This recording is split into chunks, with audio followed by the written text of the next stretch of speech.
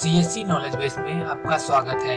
Subscribe करने के लिए सब्सक्राइब के इस लाल बटन पर क्लिक करें और नई अपडेट सबसे पहले देखने के लिए इस घंटी को दबाएं। तो नमस्कार दोस्तों, मेरा नाम है सचिन और आप देख रहे हैं सीएससी नॉलेज बेस। आज के इस सवाल जवाब के एपिसोड में मैं आपको बताऊंगा PMSYM यानी प्रधानमंत्री श्रम योगी मानधन योजना के बारे में। आज की इस वीडियो में मैं आपको आपके सवाल के जवाब दूंगा। इससे पहले कि हम आज के इस वीडियो को शुरू करें, अगर आप इस चैनल पर नए हैं तो चैनल को सब्सक्राइब कर लें, बेल आइकन को दबाकर नोटिफिकेशन ऑन कर लें और अगर आपने अभी तक प्रधानमंत्री श्रम योगी मानधन योजना की पहली वाली वीडियो नहीं देखी है तो अभी जाकर वीडियो को देख सकते हैं। आपको उस वीडियो से बहुत कुछ नया सीखने को मिलेगा। तो चलिए बिना देर किए आज की इस वीडियो को शुरू करते हैं। तो पहला सवाल जो है वो है रजिस्ट्रेशन के बारे में। तो जो सवाल है वो ये है कि रजिस्ट्रेशन के बाद अगर आप इस योजना से बाहर निकलना चाहें तो कैसे निकलेंगे। ये सवाल कई लोगों ने मुझे कमेंट के माध्यम से पूछा है। इसके साथ ही एक सवाल ये भी था कि नॉमिनी कैसे अप्लाई करेगा। मेरे ख्याल से उनका सवाल ये रहा होगा कि अगर योजना धारक के ना होने की स्थिति में या योजना धारक की डेथ हो जाने के बाद नॉमिनी इस योजना से बाहर निकलने के लिए कैसे अप्लाई करेगा।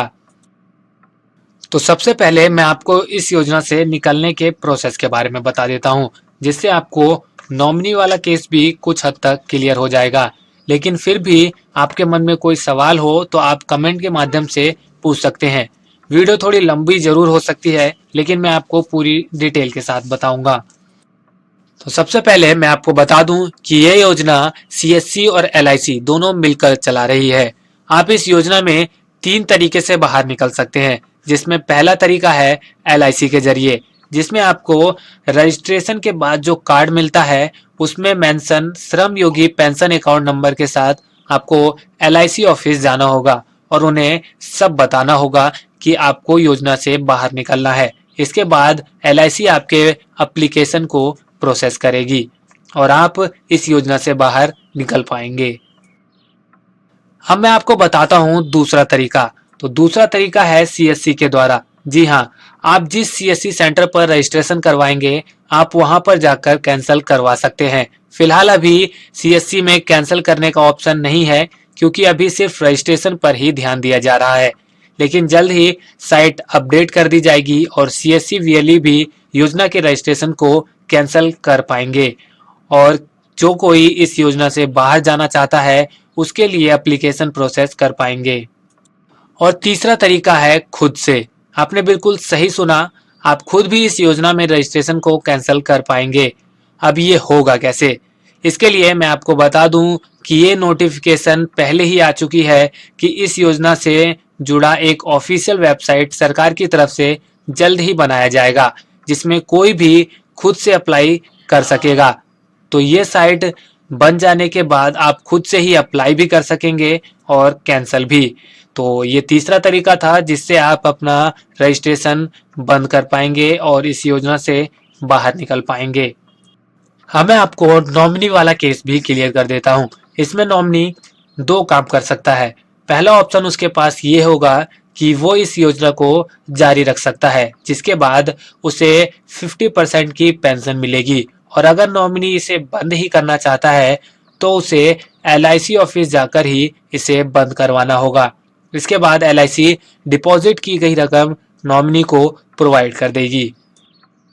उम्मीद है आपको ये सब क्लियर हो गया होगा।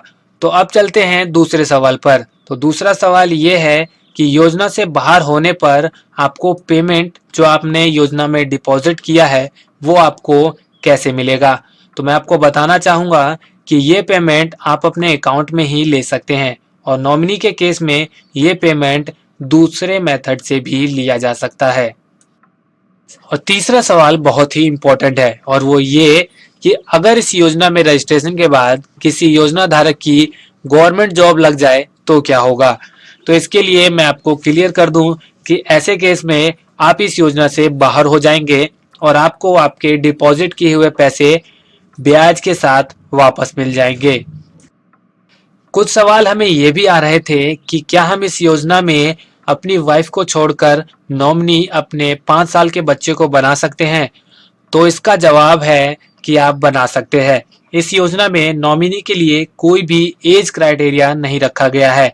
आप अपनी फैमिली मेंबर में से किसी को भी नॉमिनी बना सकते हैं, लेकिन मैं आपको सजेस्ट करूंगा कि आप अपनी वाइफ को ही बनाएं।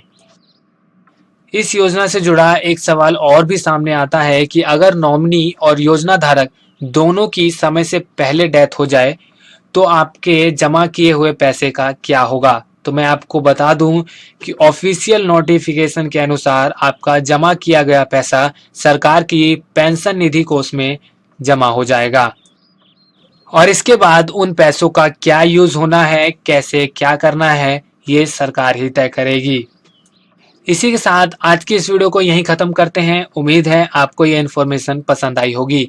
अगर आपको इस योजना से रिलेटेड कोई और सवाल है या कोई और क्वेरी है तो आप मुझे कमेंट करके पूछ सकते हैं। और अगर आपने हमारी पहले वाली वीडियो नहीं देखी है तो आपको डिस्क्रिप्शन और ऊपर आई बटन में लिंक मिल जाएगा, तो आप वहां से भी उस वीडियो को देख सकते हैं।